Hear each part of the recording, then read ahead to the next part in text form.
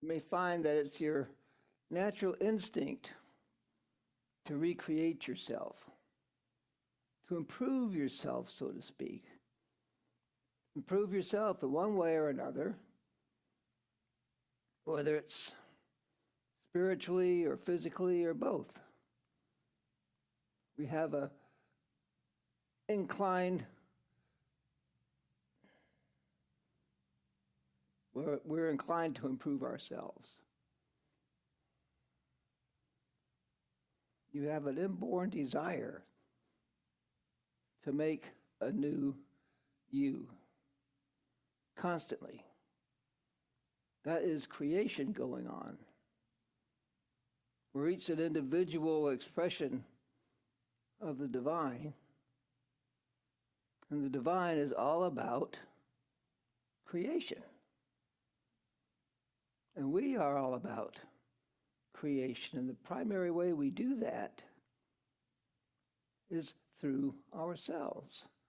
Not only with what we create, our art, our programs, music, whatever,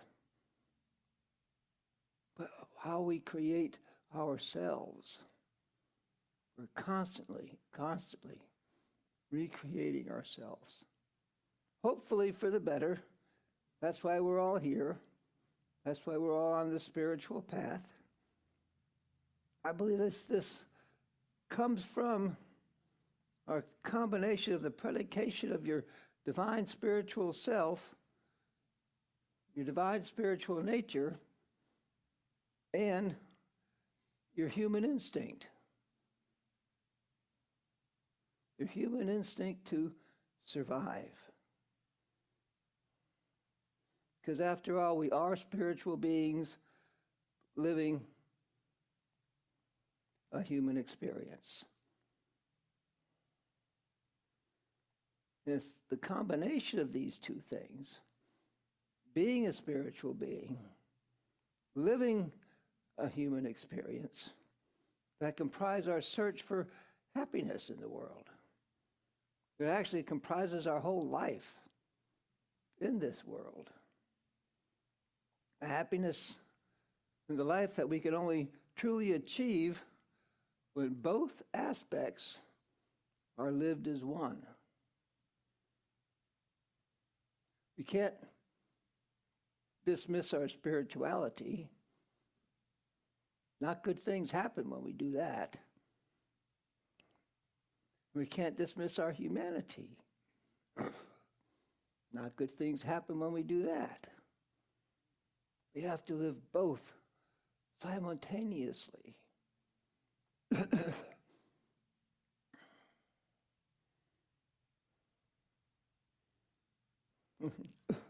We each have that natural awareness of what it means to live life as divinely human. Divinely human. That's the way that we want to live life. Think about that. Divinely human. That's what we are. That's how we are in truth with a capital T. In life, you could experience your humanity with its feelings, its emotions, its likes, dislikes, foible fantasies, hopes, and dreams, and know there is much more to it. You can live life and still aspire to something greater. When you get to a place of knowing that your human experience is an important part, but not necessarily your purpose here in this world, you can truly begin to experience life differently. You can be able to set different priorities.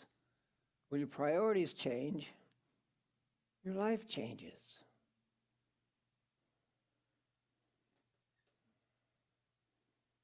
When you do your work, you do your inner work, your creative work within you, it's inevitable that you will come upon these transition times when life for you becomes different, when understanding is different, Your experience is different because you have created a new you. You've upgraded, so to speak. And you didn't even have to pay any. Well, you probably had to pay something to upgrade, but not in cash. It doesn't happen overnight. Doesn't even happen in 3 days. We kind of shorten that experience into the story. But it happens consistently. It's the culmination of your spiritual process. It is the practice of your spiritual process that you evolve. You may not even notice that you have. You may not notice because you've evolved. What happens is some of your buttons begin to disappear. You know those buttons?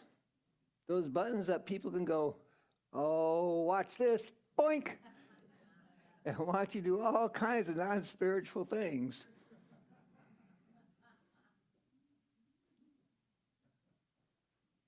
Happened to me once. I remember quite a while ago. I was talking with somebody who I do really well, and all of a sudden they got a puzzled look on their face. I noticed the look was, I thought to myself, what's that about? And the day went on into the evening, and that look kept coming back. Why did they look like? Why did they give me that look? And it dawned on me. They said something that would have set me off in the past, and it didn't. And they did not understand that. They didn't know why. I had changed. And I didn't even know I had changed. I didn't know what that look was about. I didn't recognize what they said to me was something that would have set me off in the past. It didn't register. It was not in my life, not in my consciousness anymore. I had changed and didn't know it. It was not a part of who I was anymore. And that's what happens. Who you are moves on. That's what happens a lot with friends and acquaintances as well. I found that as I worked on myself, a lot of my friends fell away. Friends, they fell away. We stopped being in contact because we didn't have so much in common anymore. My true friends stayed my true friends, still are to this day. But acquaintances that I considered friends, they fell away, and I did not mind. I did not mind, and usually I didn't notice. It was just after a while, oh, I haven't seen so-and-so in a while. Then if I see so-and-so after a few years and all that, I noticed that they haven't changed a bit. They're still the same old grumpy, whiny self that they used to be. And I don't buy into that anymore.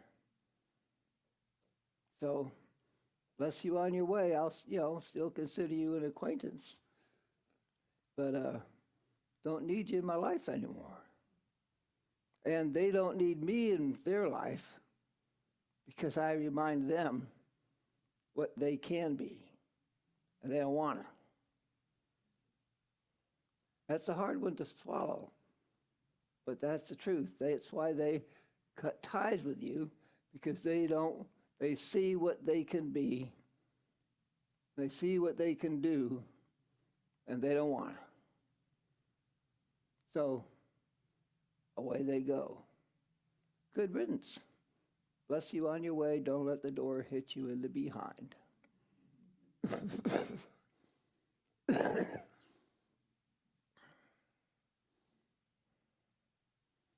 One thing that you may encounter in your spiritual growth process is that as you become clearer and more realized, Spirit will begin to show up in new ways. Spirit will be able to show up in different ways, ways that you may not recognize at first. Now, this doesn't mean Spirit hasn't always shown up in that way. You just were not in a place to recognize it. Spirit is constantly there, constantly showing up, constantly. It's through our spiritual studies, our spiritual path, that we are able to see more Spirit, more places, in more circumstances.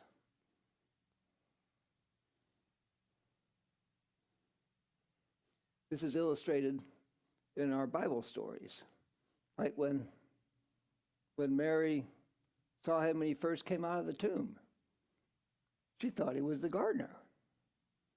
She even spoke to him like he was the gardener. It wasn't until he spoke to her that she realized who he was. Another story in Luke, Jesus was on his way on the road to Emmaus. He's taking a trip. He was, Christ Jesus then. He was resurrected. And he met Cleopas and his friend. They were also going to Emmaus, and Jesus joined up with them. And they were disciples of Jesus, but they didn't recognize him. And they walked along the road and they had conversation about how much they missed him and how sorry they were.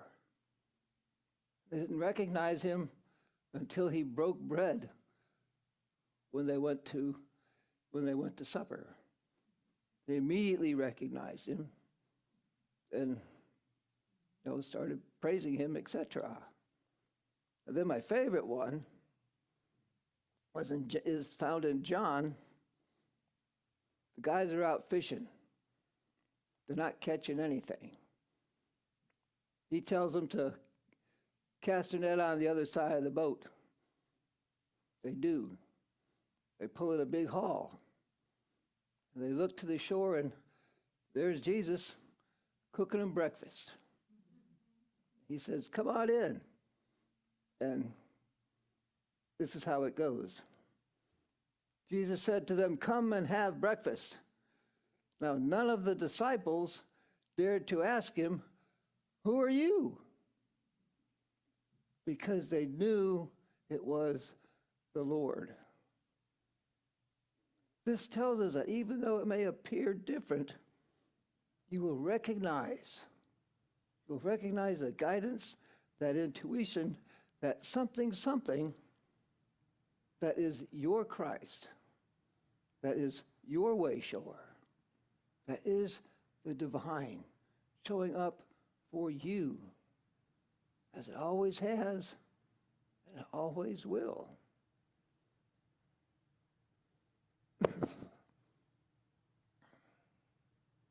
It is that unchanging aspect of you that is not conditioned or reliant on the relative world.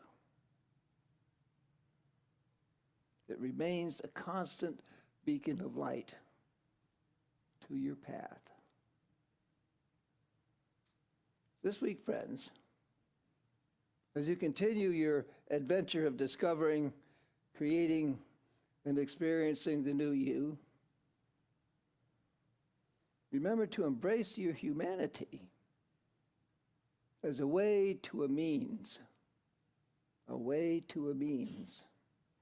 and your spirituality as that means, which will get you to where you're going, into awareness, into awakening, into a greater life. One recreation, one resurrection at a time. God blesses you.